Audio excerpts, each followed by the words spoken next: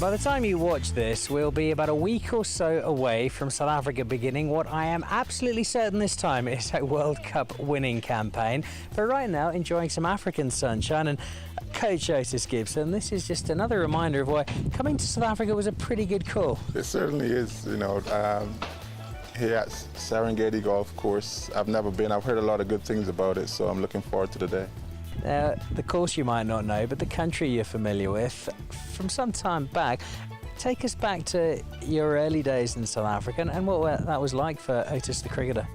Yeah, it was great fun. I mean, I've always wanted to be, when I wanted to be a cricketer, a professional cricketer, I've always thought to myself, you don't have to be a professional cricketer only in your own country. So I always wanted to travel and get experiences.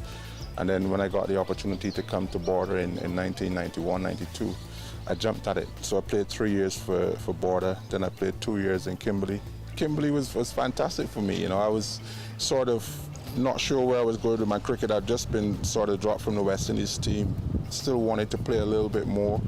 And Kimberley was a good opportunity to go and still see if I still had the passion for cricket, which I did. Kepler was there as the captain. Pat Simcox was there. Mickey Arthur, who's now a fantastic coach.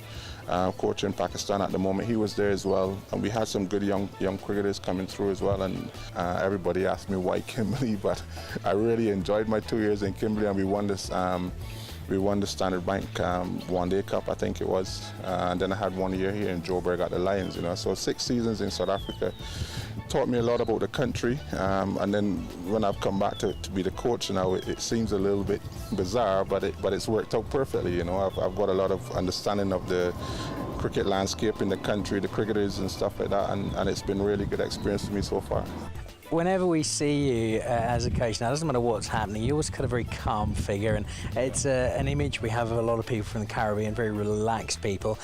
And yet when I talk about people who had the misfortune of being at the other end of the pitch when you had a ball in hand, they don't have very nice things to say about you, Ottis. They generally reckon you were a horrible person to have to bat against. There are two people. There's Ottis the cricketer. When I'm a cricketer, and then I want to win at all costs. As a fast bowler, I want to have a sort of physical presence and intimidate the batsman, because that's how I grew up. That's what it was like in the Caribbean growing up. You know, every team had 4, sometimes 5 fast bowlers. Unfortunately, if you were a spinner in the Caribbean at that time, you ended up probably being a banana farmer or something. You didn't get the opportunity to play in many teams because every team were full of fast bowlers. You have the advantage in that having played so much cricket, you know what the guys are going through. Of course, yeah. You know what's inspiring them, how much they want to do well.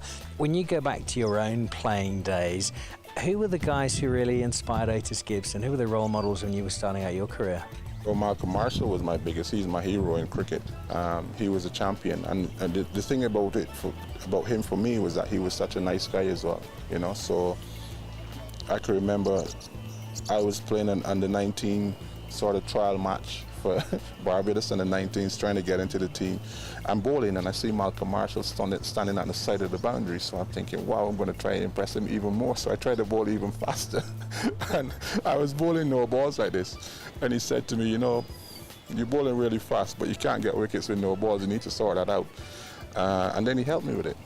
We've got on paper some great batsmen, and in theory it looks like another squad that could do well at the World Cup, but we know the history. You'll be very, very well aware of it.